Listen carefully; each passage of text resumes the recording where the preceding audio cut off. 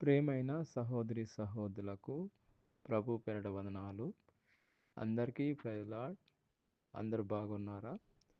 మీ అందరి గురించి ప్రార్థన చేస్తూ వస్తున్నాము. మీలో ఎవరైనా కొత్తగా ఛానల్ చూస్తున్నట్లయితే దయచేసి సబ్స్క్రైబ్ చేసుకోండి. అదేవిధంగా ఇతరులకు కూడా తెలియజేయండి. ఈరోజు మనము దేవుని వాక్యం నుంచి కృపా సత్యముల గురించి మనం చూసుకుంటాము. అది యోహాను సువార్త 1వ అధ్యాయము 14వ వచనం. ఆ వాక్యము శరీరధారి అయి కృపాసత్య సంపూర్ణుడుగా మన మధ్య నివసించును. వాక్యమే దేవుడండి. ఆ వాక్యము శరీరధారిగా కృపాసత్య సంపూర్ణుడుగా మన మధ్య నివసించును.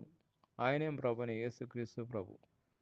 అదేవిధంగా నిర్గమకాండము 34వ అధ్యాయము 6వ వచనంలో విస్తారమైన కృపాసత్యములు గల దేవుడైన యెహోవా.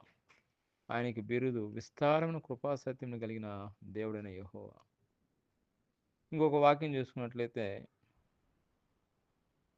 సామెతల గ్రంథము 20వ అధ్యాయము 28వ వచనంలో కృపా సత్యమును రాజును కాపాడును.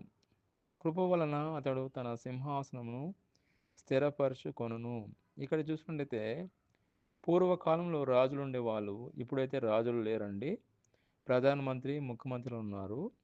కానీ ఇక్కడ దేవుడి వాక్యం చూసినట్లయితే కృపా సత్యం వలన రాజులను అనగా ప్రధానమంత్రిని ముఖ్యమంత్రులను దేవుడే కాపాడుతాడు. దేవుని యొక్క ఏర్పాటు ప్రకారమే ప్రధానమంత్రులు అవుతారు, ముఖ్యమంత్రులు అవుతారు. వాళ్ళని కాపాడేది ఎవరంటే దేవుడే. అదేవిధంగా వాళ్ళ సీట్లను కూడా, వాళ్ళ యొక్క పదవిని కూడా దేవుడే స్థిరపరుస్తూ ఉంటున్నాడు. ఇక్కడ కృప వలన అతడు తన సింహాసనము స్థిరపరచుకొనును. దేవుని కృప అండి. ప్రధానమంత్రి అయినా కానీ, ముఖ్యమంత్రి అయినా కానీ వాళ్ళ యొక్క సీట్స్ దేవుడే స్థిరపరుస్తూ కాపాడుతూ ఉంటాడండి. దేవుడి వాక్యం నుంచి మనం ఇంకొక వాక్యం చూసుకున్నట్లయితే 2 సమూయేలు 15వ అధ్యాయము 20వ వచనంలో కృపా సత్యములు నీకు తోడుగా ఉండునుగాక అని చెప్పగా, ఇక్కడ చూసినట్లయితే దేవుని యొక్క కృపా సత్యములు మనకు తోడుగా ఉంటాయండి. నిత్యము తోడుగా ఉంటాయి. మనుషులైనా మర్చిపోతారు కానీ దేవుడు మాత్రం మర్చిపోడండి. ఆయన కృప సత్యములు మనకి ఎప్పుడు కూడా తోడుగా ఎల్లప్పుడూ కూడా ఉంచుతాడండి. అదేవిధంగా కీర్తన గ్రంథము 40వ అధ్యాయము 11వ వచనంలో యెహోవా నీవు నీ వాత్సల్యము నాకు దూరము చేయవు. నీ కృపా సత్యములు ఎప్పుడును నన్ను కాపాడును గాక. ఇక్కడ చూడండి దేవుడి వాక్యంలో నుంచి ఆయన కృపా సత్యములు ఎప్పుడును మనల్ని కాపాడుతూనే ఉంటాయండి. మనల్ని కాపాడుతూనే ఉంటాయి. నిత్యము కాపాడుతూనే ఉంటాయి. కాబట్టి మనం క్షేమంగా ఉన్నాం. ఇప్పుడు ఒక ప్రాంతం నుంచి ఇంకో ప్రాంతానికి మనం పోతున్నామంటే అది దేవుని కృప అండి.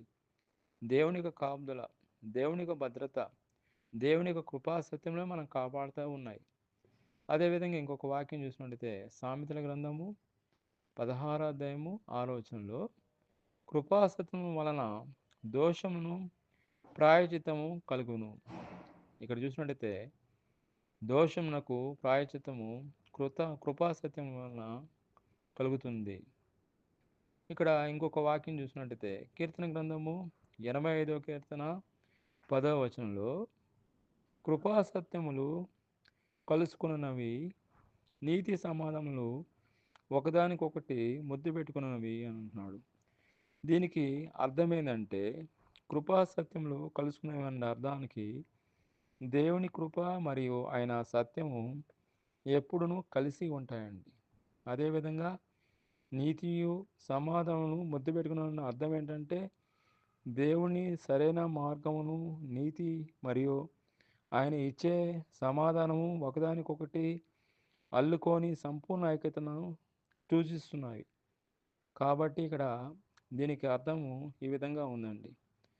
అదేవిధంగా మనం చూసుకున్నట్లయితే కీర్తన గ్రంథము 89వ అధ్యాయం 14వ వచనంలో నీతి న్యాయములు నీ సింహాసనములు ఆధారములు కృపా సత్యములు నీ సన్నిధాన వర్తలు. ఇక్కడ దీనికి అర్థం ఏంటి మనం చూసుకున్నట్లయితే ఇది దేవుని సింహాసనం యొక్క స్థిరత్వము, ఆయన నిరంతరమైన కృప మరియు విశ్వాసానికి సంబంధించినది. దీని అర్థము దేవుని పాలనలో న్యాయము, నీతి, దయ మరియు సత్యము ఎప్పుడునూ ఉంటాయని అర్థం. అదేవిధంగా కృపా సత్యములు నీ ముందు ఇక్కడ చూసినట్లయితే కృపా సత్యములు నీ ముందర నడుచుకొనుచున్నవనంటే దేవుని కృప మరియు సత్యము ఆయనకు ముందుగా నడుస్తున్నామనే అర్థం. ఆయన చేసే పనిలో